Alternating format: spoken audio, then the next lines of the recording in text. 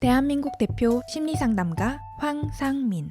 누구나 쉽게 자신의 마음 정신 건강을 확인할 수 있도록 직접 대면하지 않아도 언제 어디서든 인생 상담을 받을 수 있게 온라인 상담을 진행하고, 단순히 들어주는 상담에서 그치는 것이 아니라 고민의 근본적인 원인을 파악하여 내담자가 원하는 삶을 향해 나아갈 수 있도록 내면의 힘을 키울 수 있는 해결책을 제시합니다. 마음 정신 건강 주치의 황상민 박사님께 온 오프라인 심리 상담을 받아보세요. 한 사람에게 딱 맞는 고민 해결책과 건강한 마음과 정신을 회복하는 심리 처방전을 제공합니다. 영어로도 상담이 가능하니 언어의 장벽을 넘어 누구나 상담소의 문을 두드려 보세요. 상담 신청 문의는 위즈덤 센터. WPI 심리상담 코칭센터가 삶을 고민하는 많은 분들에게 사회적 기업 활동으로 무료 상담을 받을 수 있는 프로그램을 만들었습니다. 상담 비용이 부담스러우신 분, 자신의 고민이나 아픔의 정체가 무엇인지 알지 못해 상담을 주저하셨던 분들을 위해 상담 기회를 제공합니다. 상담을 통해 자신의 마음을 확인하고 자신의 문제에 대한 통찰을 경험할 수 있을 것입니다. 위에 이메일 주소로 무료 상담 받고자 하시는 사연과 WPI 검사 결과를 바로 보내주셔도 무료 상담에 신청됩니다.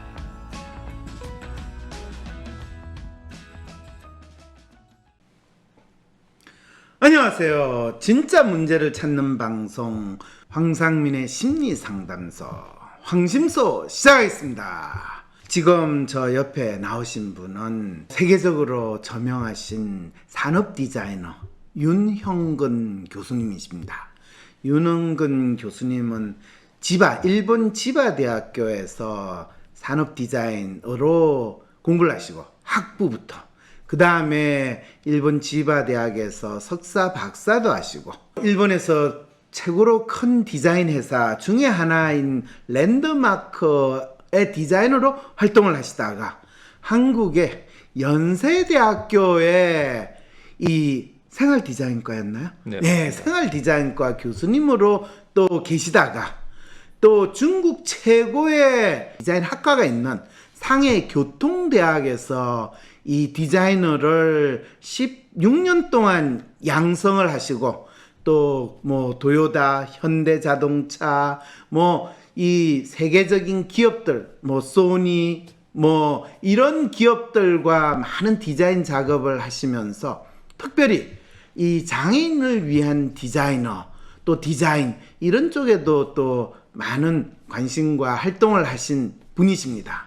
왜 황심소에서 이분을 특별히 초청을 했냐 하면, 전작년 지하철 시위에 대한 저희 마음을 읽어주세요 라고 하는 상담 사연이 왔는데, 이게 참 전작년 여러분 아시죠? 전국 장애인 연합 이 단체에서 장애인의 이동권을 보호하라 이래가지고 지하철 4호선을 이 점거하고 뭐 농성 시위를 하는 일이 몇 번 되다 보니까 이게 정치적으로도 이슈가 되고 사회적으로 이슈가 됐는데, 그거에 대해서 황심소 청취자분이 아니 이게 대체 무슨 문제인가요?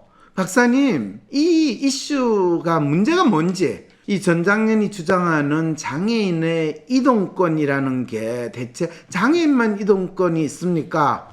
아니 비장애인인 저도 이동권인데 저 이동권을 장애인이 본인들의 이동권을 위해서 또 방해를 하는 거 아닌가요? 이런 상당히 중요한 것 같은데 대체 뭐가 문제인지 저도 헷갈리는 사연을 보내왔기 때문에 장애인 디자인과 관련해 가지고 윤 교수님을 특별히 모셨습니다. 그럼 여러분 먼저 어떤 사연이 왔는지 한번 사연을 여러분 저와 함께 들어보시죠. AI 총각 한번 읽어봐 주시겠습니까? 장애인의 이동권을 위해 비장애인의 이동권을 침해하는 일이 발생했습니다. 그런데 그 권리가 무엇이든 자신의 권리를 위해 타인의 권리를 침해하는 것이 정당한 권리의 주장 방식인가요? 장애인과 비장애인이라는 뚜렷한 구분을 하게 만드는 형태로 장애인들이 자신들의 권리를 주장하는 것 같습니다. 그런데 이런 방식의 권리 주장은 마치 장애인이라는 것을 마치 하나의 특권적 계급 또는 새로운 사회적 신분인 것 같습니다. 과거에는 누구나 장애인은 사회적 약자이니 마치 약자를 사회가 책임지고 돌보는 마음으로 그들의 불편함에 대해 우리가 돌봐줘야 한다는 생각이 너무나 당연하게 가졌던 것 같습니다. 아마 우리 사회가 사회적 약자에 대한 돌봄 서비스를 충분히 잘 하지 못하는 상황에 여전히 있는 것은 아닌가 하는 생각도 듭니다. 그런데 어떻게 하여 이렇게 장애인이라고 구분되는 사람들이 마치 자신과 다른 비장애인이라는 또 다른 계급이나 계층, 아니 집단에 속하는 사람들의 생활을 불편하게 하는 방식으로 자신들의 권리를 주장하는 일이 너무나 정당한 일처럼 되었을까요? 이 현상이 신기하게 생각되어 박사님께 사연을 보냅니다. 한번 박사님, 이 사연을 보내는 저의 심리 좀 알려주세요. 제가 어떤 마음으로 이런 사연을 보내고 있나요? 네, 윤 교수님. 네. 지금 이 사연 보낸 이 친구 이 말이 무슨 말인지 윤 교수님은 이해가 되십니까? 맥락은 뭐긴 좀 알 것 같은데 좀 더 이야기를 하면서 문제의 핵심을 조금 더 정리해봤으면 하는 생각이 듭니다. 장애인들이 저런 행위가 정당성이 있는가라는 거와 선생님 보시기에 장애인이 저런 행위를 하는 게 정당성이 있다고 보십니까? 정당성이 없다라고 보십니까? 장애인이라고 비장애인 나의 이 이동권을 불편하게 만드는 건 그건 아니지 않아요? 이런 질문을 던졌잖아요. 서로의 입장을 조금 고려하는 사회가 이제 성숙한 사회라고 생각하는데 그럼 이 사연을 보낸 분은 미성숙한 상태의 사회에 사는 서로의 입장을 고려할 필요가 없다라는 마음으로 이 사연을 보냈다는 그 말은 아니시겠죠? 그 말은 아니죠. 그 말 네, 아닌데 그 당연히 말처럼 들리는 건 또 왜 그럴까요, 선생님? 그냥 현상에만 주목하다 보면 이제 그렇게 될 수가 있겠지만 그 현상 이외에 앞뒤가 있으니까 당연히 네. 그 부분에 대해서도 좀 더 우리가 봐야 되겠죠. 현상 이면을 봐야 된다. 네, 예. 좋으신 말씀입니다. 제가 항상 문제를 볼 때 표면적인 문제를 볼 게 아니라 실제 문제를 봐야 된다. 네, 예. 자, 그러면 선생님 여기서 현상은 뭐고 현상 이면은 뭘까요? 저도 이제 저 문제에 대해서 이제 관심을 갖고 이제 이제 4월 달에 이제 이준석하고 저기 있는 이제 박정석 대표께서 이제 그 JTBC에서 나와서 TV 토론을 하는 거죠. 이준석하고 저 박정석, 경석. 두 석들이 나와가지고 TV를 했군요. 이준석하고 박정석이 진짜 그러네요. 두 돌이 나와가지고 TV 토론을 했으면 불꽃이 튀었겠구나 이런 생각이 드는데. 정말 불꽃이 튄다는 것을 느꼈습니다. 간만에, 그렇습니까? 간만에 토론다운 토론이라 할까 아니면 계속 이제 부닥치는.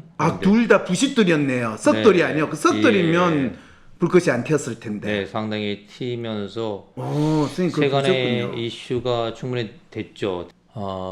이준석 대표는 현상 위주로 보고, 그렇죠. 그다음에 이제 박경석 대표는 내가 왜 이런 행위를 했는지, 나도 이것이 결코 옳지 않지만 이 행위를 할 수밖에 없었던 배경을 설명하고 이야기를 좀 들어달라. 그렇죠. 예, 창과 방패의 대결이었네요. 네, 아주 뭐 팽팽하게 돼서 두 분 다 말발이 서로 지지 않더라고요. 그렇죠. 그래서 이제 우리 이준석 대표는 굉장히 젊은 또 지금 집권 여당의 이제 당 대표잖아요. 그렇죠. 그리고 그리고 젊은 친구가 나이 드신 분하고 이야기를 하면 되게 싸가지 없이 말했다라는 그런 느낌을 받기가 쉬운데 혹시 그런 느낌은 안 가지셨습니까? 그런 느낌이 전혀 없다기보다는 이제 있다는 얘기군요. 네, 근데 이제 역시. 그런 거는 이제 부차적인 거고. 부차적인 거고. 그렇죠. 이제 공권력을 갖고 있고 당의 대표로서 우리나라 서울 시민들 특히 이제 지하철을 이용하고 출근 시간에 이용하는 서민들의 발목을 잡고 그걸 이제 볼모로 해서 그게 한다는 행위는 어떤 이유를 대든 정당치 않다. 이렇게 단죄를 해버리니. 네, 그래서 진짜 싸가지 없게 느껴지겠네요. 근데 이제 그렇게 할 수 있는 입장도 되죠. 근데 이제 입장이 되면서 잠깐만요. 본인이 할 수 있는 입장이 된다는 거는 이 여당의 대표라는 그 권력 있는 위치에 있기 때문에 그 입장인가요? 아니면 아까 이제 현상이라고 했는데 이제 여당의 당 대표고 국가의 한 지도자가 됐잖아요. 그래서 이제 그 사람이 가장 중요시 가져야 될 가치 중에 하나가 이제 소위 말하는 공공의 질서 같은 그런 게 이제 더 우선권에 올라가는 거죠. 제가 볼 때는. 그 약자나 또는 핍박받는 사람에 대해서 공감과 연민의 마음을 표현하기보다는 공공의 질서를 유지하고 네. 법을 지켜야 된다라는 그 주장을 하는 것이 더 맞다 이 말씀이시네요. 그 주장을 하는 맞다보다는 이제 그 이준석 대표는 그 가치가 상당히 중요한 가치로 자기는 이제 갖고 있는 걸 느꼈군요. 그렇군요. 예. 네.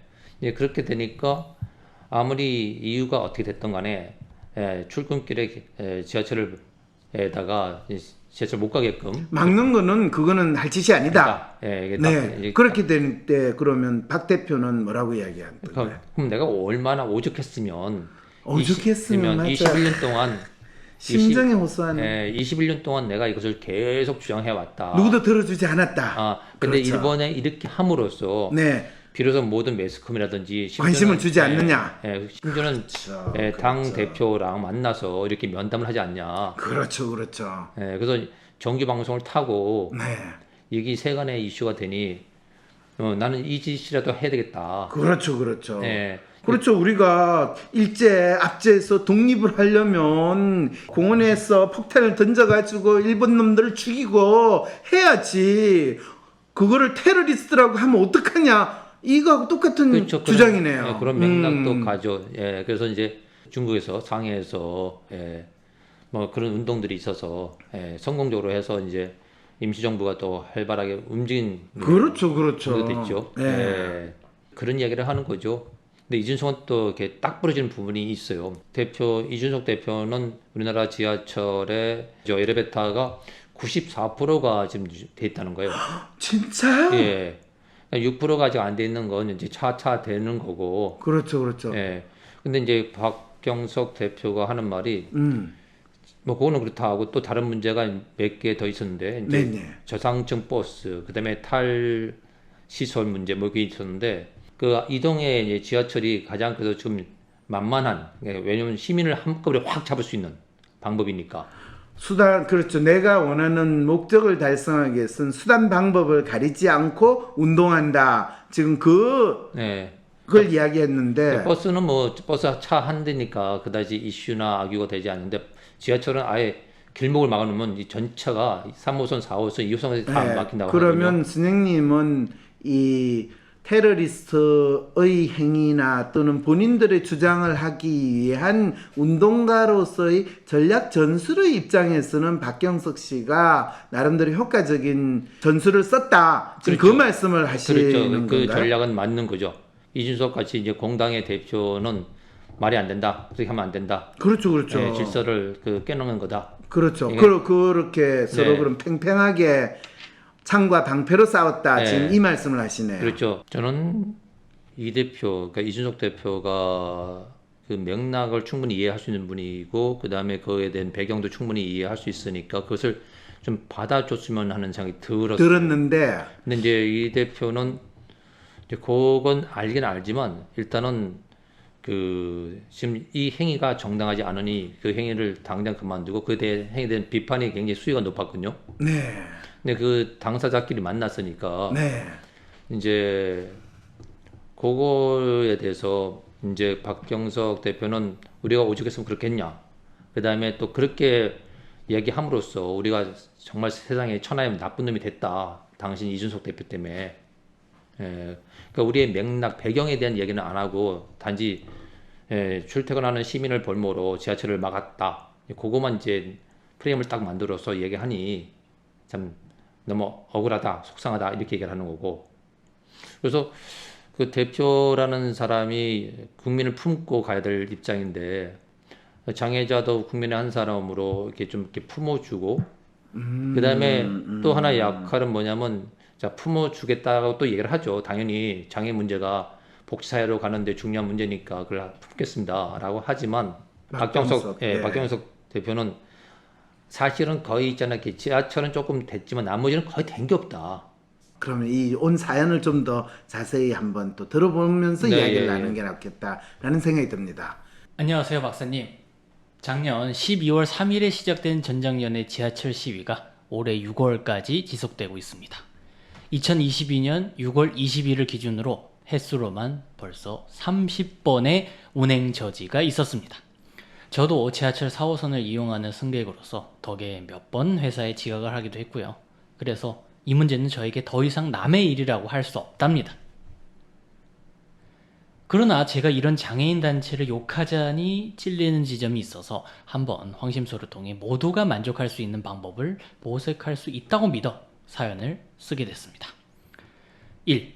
전정연은 20년 전이나 지금이나 국가가 장애인의 이동권을 보장하는 데 관심이 없다고 주장합니다. 전장년의 이 말이 맞다면 한국 사회는 20년간 경제적으로 큰 성장을 이루었고 인권이나 평등 같은 문제에 있어서도 사람들의 인식도 예전과는 달라졌다는데 왜 이동권, 장애인의 이동권에는 큰 진전이 없었는지 궁금합니다. 근데 지금 선생님 이 이야기는 조금 말이 안 되는 거 아닌가요? 아까 지하철의 94% 얘기하는 거요. 네, 94%나 되는데 장애인의 이동권에 큰 진전이 없었다라는 주장은 그 주장 자체가 사실을 왜곡하고 이 사실에 대해서 이야기를 하지 않는 거잖아요. 지난 20년 동안 대한민국 사회에서 거의 획기적인 변화가 일어난 게 사실이지 않습니까? 버스. 예, 이게 버스 문제에서 아주 그것이 발전 속도가 더디다는 거죠. 근데 네. 버스를 이용하는 데 있어서 지방자치단체에서 장애인 마치 콜택시 같이 네. 그런 식으로 서비스를 제공해 주거나 또는 장애인을 위한 전동 휠체어 제공이나 이런 서비스나 사업을 생각하면 이동권에 큰 진전이 없었다라는 거는 사실 좀 과격한 지적이지 않을까. 물론 기대했던 수준만큼은 안 이루어졌지만 하는 생각이 드는데 여전히 거기에도 선생님은 그 정도는 충분히 우리가 전체 사회적인 발전 수준에 비해서 여전히 미흡하다라고 보십니까? 저는 좀 미흡하다 보죠. 특히 아, 그렇습니까? 예, 자. 많이 예전에 비해서는 좋아진 건 사실이죠. 그런데 미흡하다. 예, 그거는 우리가 학교 교육에 있어서 학생들 교육이 상당히 교육 환경이 이전에 비해서 훨씬 나아졌음에도 불구하고 여전히 미흡하다. 네. 왜 모든 교실에 에어컨을 다 갖추고 공기 정화기까지 설치를 해야 되지? 아직까지 뭐 옛날 학교는 에어컨이 없느냐? 뭐 이런 주장하고 비슷하다는 생각은 안 뭐 드십니까? 그렇게 이야기를 하면 그렇게 들릴 수가 있는데 이제 장애인들이나 별 떠나서 이제 그 뭐 우리나라 헌법에 모든 사람은 이제 차별받을 수 없고 평등하다 뭐 그런 것들이 있지 않습니까? 네. 예. 근데 이제 뭐 장애로 태어난 거라든지 장애를 당한 것들은 본인이 원치 않았는데 뭐 그렇게 받아들였으니까. 근데 그것도 국가가 보호할. 예전에는 보호를 못했죠. 사실은 거의 무방비나 그냥 근데 무상태로. 뭐 국가가 보호를 못하는 거는 뭐 꼭 장애인만 그렇습니까? 대한민국 국가가 보호를 못하는 거는 뭐 젊은이들도 보호 못하고 늙은이도 보호 못하고 재수 없으면 죽는 그 수많은 사람 국가가 무슨 재주로 보호를 합니까? 이제 그것 때문에 이제 아주 구체적인 얘기를 하더라고요. 그 박경석 대표가 네, 자 예산을 올려달라. 그렇죠. 예. 예산 없이는 아무것도 이루어지지 못한다. 그렇죠, 그렇죠. 예. 그것도 이제 이준석 대표는 동의를 해요. 아, 예, 그래요? 턱없이 나타서 물론 올리긴 올리는데 네.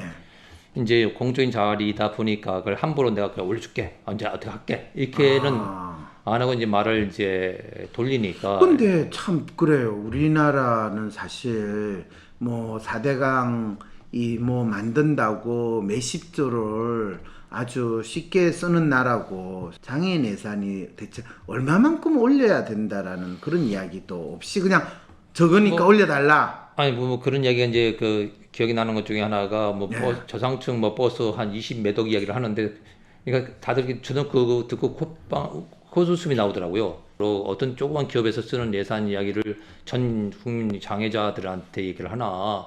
그러니까 한 지금 코미디 조각 같은 한 이야기네. 파트긴 한데 서울시에서 저상버스가 아니라 버스 회사에 보조를 하는 게 1년에 몇천억 수준인데 네, 지금 그 이야기를 하는 것 자체는 말이 안 되는 소리잖아요. 저도 그게 조금은 의아하게 들리더라고요. 그렇죠, 지금 그렇죠. 자료를 정말 찾아보고 조금 객관적인 자료를 가지고 좀 얘기를 해야 되는데 네. 더구나 역대 서울시장 중에는 박원순 같은 진보 성향의 시장도 있었는데 말입니다. 보수 우파는 그렇다고 치고 왜 민주당과 진보 정당도 장애인의 이동권 보장에 시큰둥했을까요? 그러니까 이 말 자체가 이 장애인의 이동권 보장에 시큰둥했다든지 큰 진전이 없었다라는 것은 과연 뭘 가지고 이야기하는지에 대해서 참 애매하다라는 정도. 어쩌면 기대했던 만큼 예산이 충분히 확충이 안 됐다라는 의미로 이야기를 하는 거지. 이거는 상당히 감정적인 표현이거든요. 그렇죠, 그렇죠, 그렇죠. 네, 자, 그 다음에 또요. 현재 전장연의 시위는 적지 않은 시민들의 반발을 초래하고 있습니다. 반발하는 측은 억울한 사연은 알겠지만 무고한 시민을 볼모로 삼는 방식은 지양해야 한다고 합니다.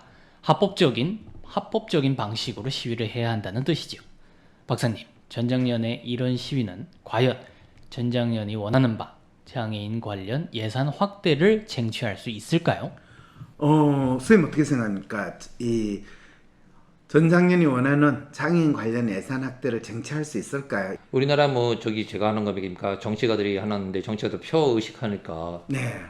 우리나라 장애가 지금 5% 정도 된다고 하니까 네. 예, 적지 않은 수가 되죠. 예. 네. 근데 사실 장애 문제랑요, 그다음에 이제 고령화 문제가 같이 맞물려 갈 겁니다, 아마. 그렇죠. 예, 그러면 저 수가 확 급증해서 저기 이제 소위 말하면 영향력을 발휘할 수밖에 없는 이제 수가 되고요. 그러면 이제 표에 예민한 사람들은 저기에 이제 급신거릴 수밖에 없죠.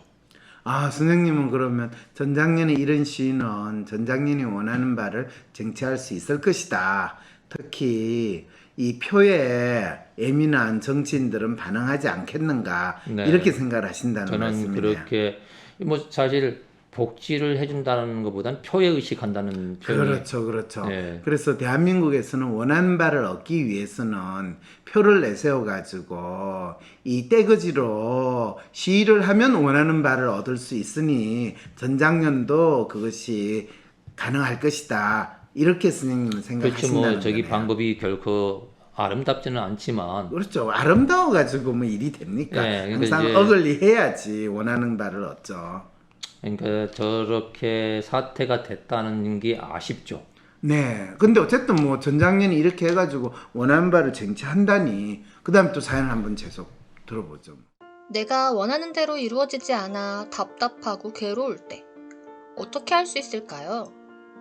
우후죽순 상담센터와 정신과가 생겨났지만 막상 어떤 서비스를 받아야 할지, 내 문제를 믿고 맡길 전문가는 누구인지 혼란스럽기만 하다고요? 위로나 공감을 넘어 개인의 마음을 정확히 읽어주고 삶을 변화시킬 전략도 같이 찾아주는 전문가, 전문 서비스에 대해 알 필요가 있지 않을까요? 이런 상황이라면 차라리 내가 직접 나의 마음을 알아보면서 나의 삶의 문제나 마음의 아픔을 해결할 수 있는 길을 찾고 싶진 않을까요?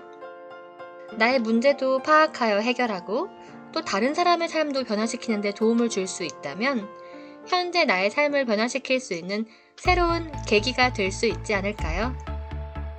여러분의 이런 상상과 기대, WPI 초급 워크숍을 통해 구체화하실 수 있습니다. 삶의 변화는 특정 유형에 끼워 맞추는 것이 아닌 있는 그대로의 내 특성, 내 마음을 읽을 수 있을 때 시작됩니다. 한 사람의 성격과 마음을 정확히 찍어 나타내어 마음의 MRI로 비유되는 WPI 검사는 한국인의 마음에 대한 연구를 통해 개발해낸 성격 및 라이프 스타일 진단 방법입니다.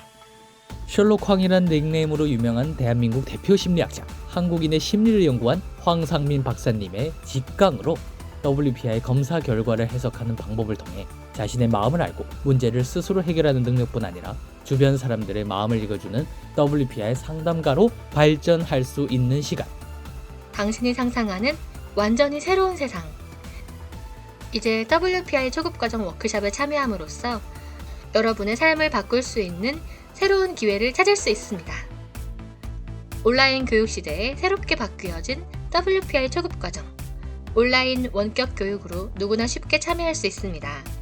신청하세요. WPI 초급과정 워크숍. 강의 구성은 이렇습니다. 오전에 WPI 상담 코칭 과정 소개, 인간의 성격과 WPI 성격 구조에 대한 이해. 오후에는 멘토와 함께하는 조별 토론과 WPI 상의 5가지 자기평가 유형에 대한 이해, 그리고 황 박사님께서 직접 참가자들의 프로파일을 해석해 주시고 내 사연에 대한 1대1 원포인트 레슨까지 받으실 수 있습니다.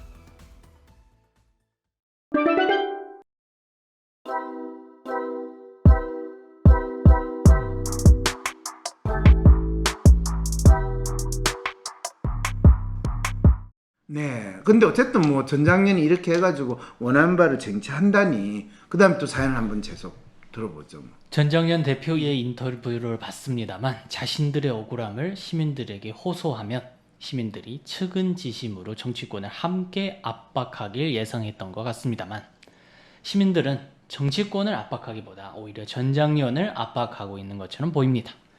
시민들이 전장년의 방식에 동의하지 않는 심리는 무엇일까요? 단순히 법을 지키지 않아서? 자신들의 출근길을 방해해서? 그러게요, 선생님. 지금 이거는 전작년은 사실 정치인들한테 호소를 해가지고 표로 우리 주장을 관철하겠다라는 게 아니라 이렇게 억울함을 시민들에게 호소해가 시민들의 척은지심을 가지고 정치권을 압박하기를 예상했는데 지금 서울 시민들이 지하철 타고 다니는 이 분들이 척은지심은 다 집에 놔놓고 복잡한 지하철을 타다 보니까 엉뚱하게 척은지심이라기보다는 널 가지고 다니는 공격성, 그 다음에 짜증이 전작년한테로 지금 돌아버리는 이런 상황이 됐으면 전작년 이분들은 일반 비장애인들의 심리, 마음에 대해서 또 마음이 작동하는 거에 대해서 진짜 무지하다. 네. 라는 거를 또 있는 그대로 보여줬다라는 지금 이 이야기가 되네요. 그 측은지심보다는 공격성이 나와서 공격을 하게 되죠. 전작년의 방식이 일반 시민들의 출근길을 방해해서 그렇다라는 그 뜻으로 지금 말씀을 하신 거네요. 방해보다 내가 그러니까 일반 시민들의 출근하는 시민들의 내가 피해를 봤어. 그렇죠, 때문에 그렇죠. 그렇기 때문에 회사를 30분, 40분 늦게 그렇죠, 지각해서 그렇죠. 괜히 눈치를 봤어. 그렇죠. 그게 더 이슈 큰 거죠. 그렇죠. 개인적인. 그러니까 결국에는 전장현 소속되시는 분들이 이런 투쟁 전술을 활용하는 데 있어서 서울 지하철 타고 다니시는 분들은 척은지심은 안 가지고 다니는 분들이다 라는 이 기본 심리에 대한 이해가 없었다라는 지금. 그러니까 처음에는 척은지심이 있었겠죠. 그러니까 한두 번은요. 근데 처음에는 그게 발동이 됐지만 척은지심을 평소에는 가지고 다니는데 전장현을 한두 번 경험하고 나면 집에 두고 다니는 이런 게 척은지심인가요? 그게 아니라 처음에는 그 사람들 제 느낌에는 만약 제라고 하면 그래 오죽했으면 저렇게 했을까 하고 이해를 하겠죠. 근데 이제 그게 두 번, 세 번 되면서 제가 이제 출근길이 늦어지고 약속 시간이 늦어지면 도대체 뭐 하는 거야 이제 그만 좀 하지 하는 그런 마음이. 그 전작년에 시위해가지고 내 출근길이 방해가 됐다, 불편해졌다. 저는 있잖아요 일본에서 출근하면서. 네. 옴교라고 하면 옴진리교. 예. 그때 저는 그걸 경험을 했습니다. 직접. 예. 근데 살아남으셨다고요? 예, 살아남았습니다. 아침에 출근하는데 전철이 마비되고 경찰이 동원되고. 그렇죠. 예. 제가 아마 차를 한번 늦게 뒷칸을 탔을 겁니다. 뒷차를. 그래서 제가 내리는 역이 바로 이제 회사 시부야. 그렇죠. 거기서 터졌군요. 예, 시부야랑 에비스역에서 터졌는데. 선생님이 그 차를 탔으면 선생님도 그 희생자 한 분이 될 수. 한국인 아무개 그렇죠.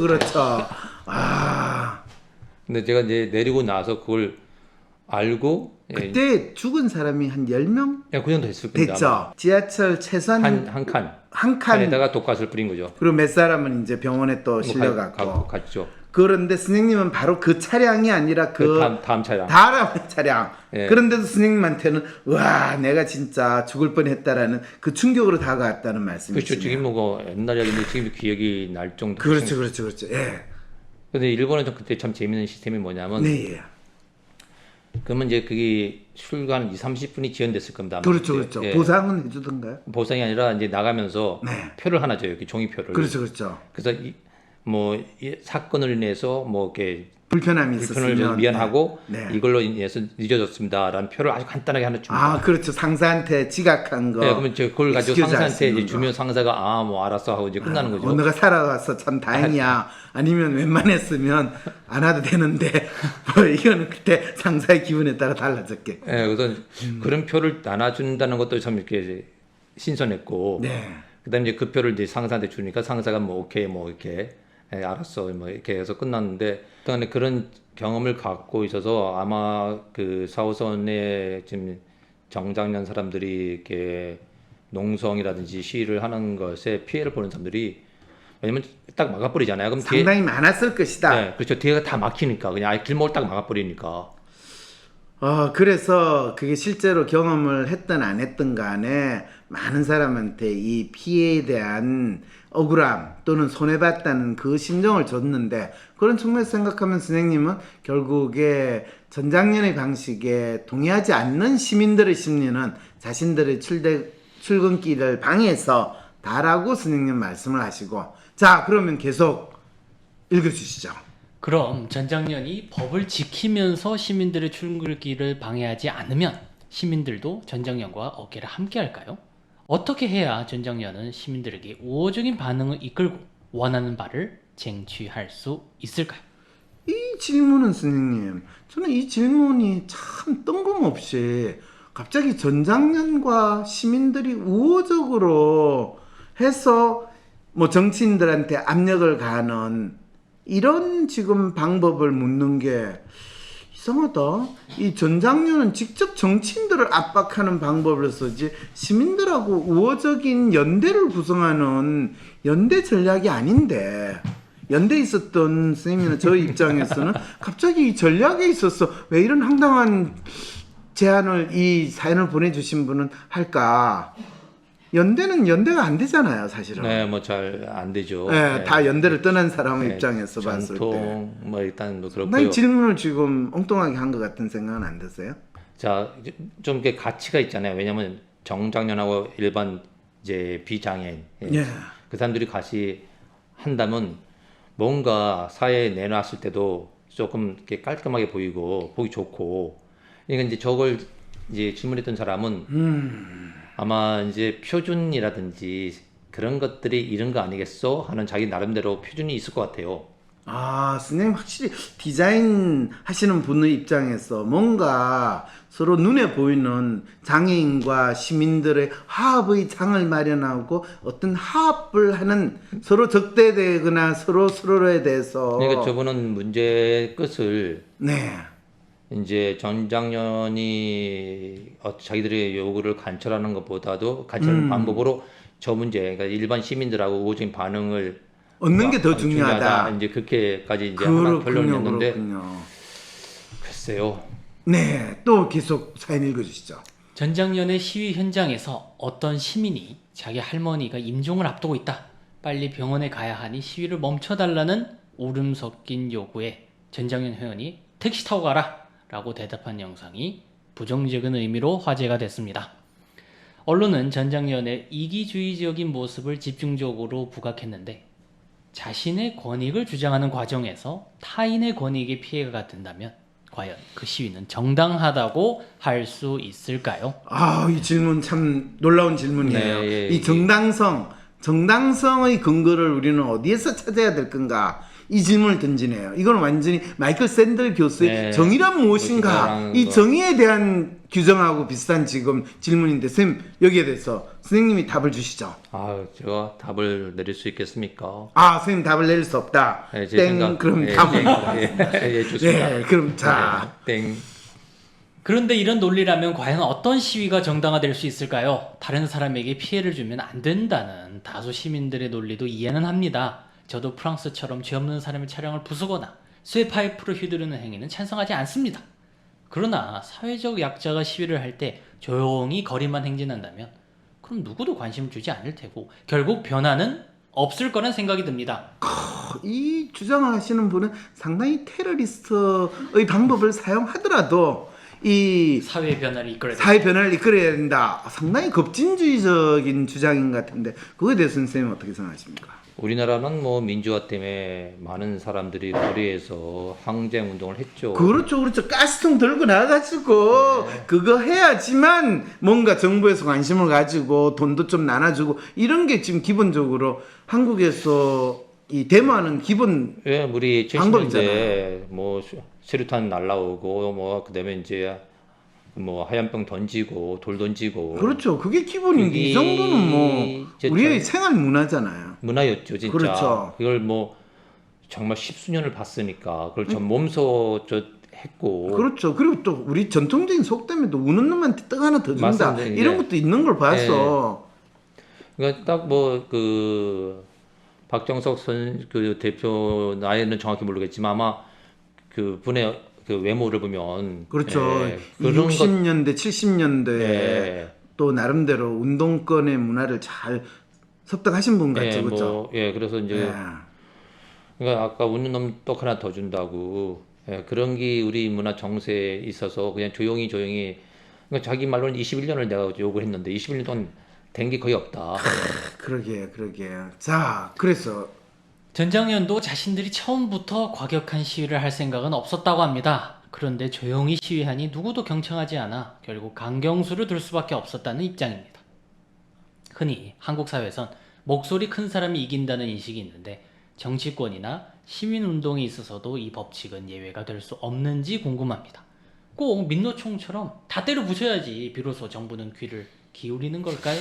여기에 대해서 선생님 어떻게 생각하십니까? 이 중국에서는 적어도 일본의 중국에서는 우리처럼 이렇게 과격하게 시위하는 거 없지 않습니까? 아, 일본은 가격하지만 중국은 말이 안 되죠. 중국은 저렇게 했다가는 뭐 어떻게 됩니까? 하루아침에 작살나는 거야. 지도세가 탱크로 가져와가지고 뭐 그래서 천안문 사태 아, 진압할 때 그 탱크로 가지고 기관단적으로 갈겨버려. 우리도 광주 때 광주에 그랬죠. 그렇게 했기 때문에 뭐 그거는 근데 중국은 뭐 그보다 저렇게 다릅니까? 했다가는 지도세도 없이 없어질 겁니다. 지도새도 없애버려야 되는데 한국은 지도 알고 새도 알게 네, 다 되죠. 그걸 하니까 문제가 된다. 예, 중국은 정말로 한 도시를 봉쇄해 버리잖아요. 그렇죠. 한 아파트나 한 지역 봉쇄는 이제 그건 뭐 일도 아니야. 일도 아니죠. 맞아요. 꼭 이전에 하던 대로 정치권이나 시민운동 아니죠. 이제 하던 대로 해야 됩니까? 아니면 바뀌어야 아니죠. 됩니까? 우리 이제 성숙한 나라가 됐잖아요. 성숙을 선생님이 너무 성숙하셨는데 성숙해져야죠. 그러니까 성숙해져야 된다. 네, 시간이 해결해 준다. 나이 더 먹어야 된다. 아니요. 그런 게 아니라 내가 불편해질 때는 또 그 성숙이 좀 달라지지 않습니까, 선생님? 그러니까 이제 이준석하고 박경석 대표의 토론이 네. 시사하는 바가 있어요. 왜냐면 이런 거 가지고 당 대표랑 하나의 어떤 대표가 같이 그렇죠. 붙어서 대표가 대표로서 그것도 토론을 하게 됐다. 1시간이 넘게 편성이 그러게요. 돼서 1회 방송은 2시간을 했어요.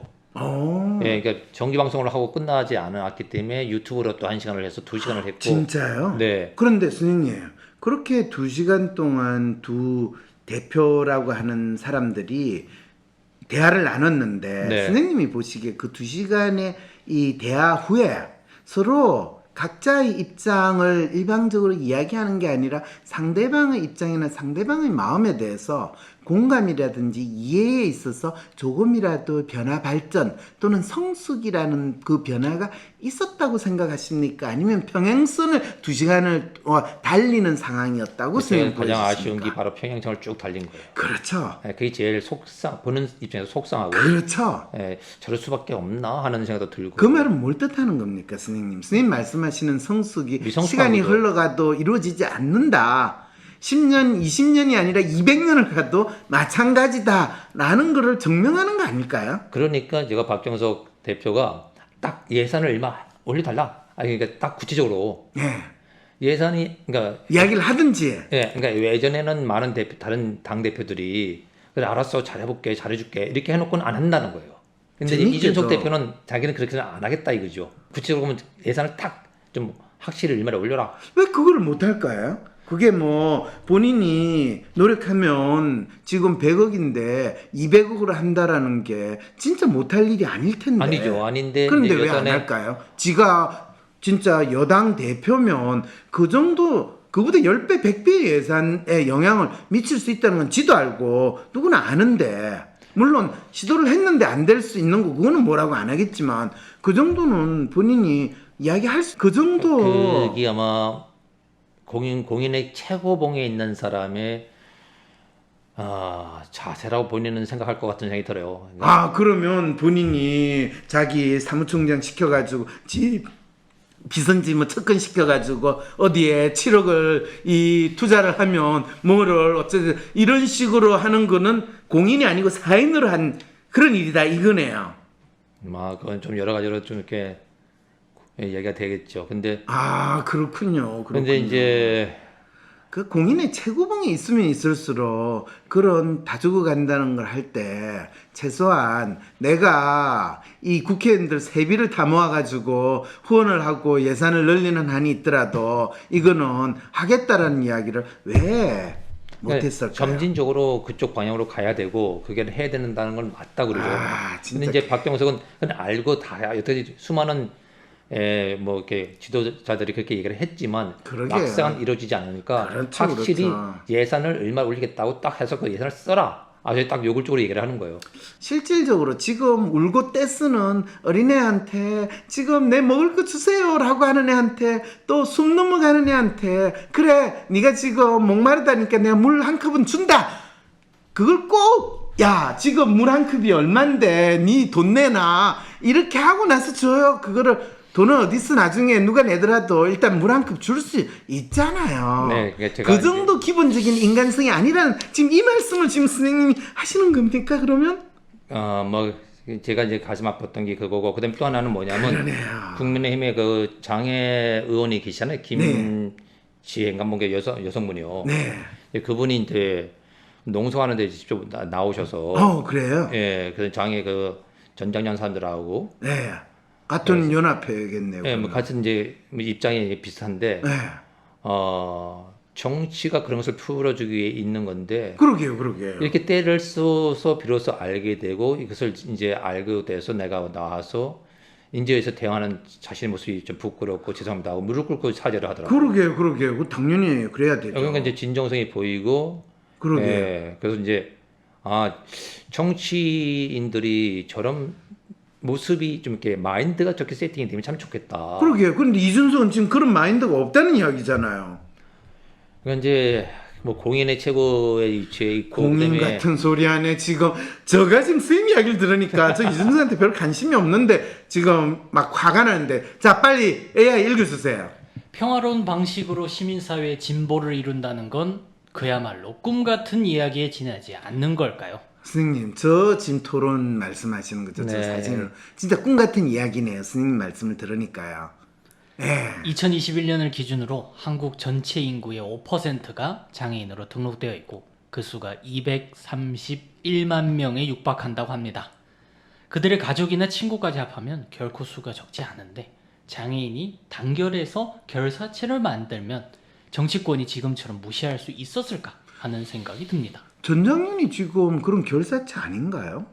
근데 어떻게 보면 이제 뭐 이렇게 돌격 부대 비슷한 게 있죠. 그렇죠. 그럼 이제 우리나라도 뭐 저기 보면 전장년도 있고 그다음에 한국 지체자 무슨 협회인가 연합회도 있고 이게 몇 개 단체들이 많이 있다고 하더라고요. 네. 장애인 단체도 많죠. 네, 근데 그게 이제 조금씩 그 성적이라든지 뭐 액션이 좀 다르다고도 표현을 해요. 그렇죠. 온순한 데하고 과격한 데하고 이 노동단체가 만듯이 네. 정부한테 뜯어내야 되는 데는 다양한 단체를 만드는 게 또 중요하니까요. 자, 그랬어요.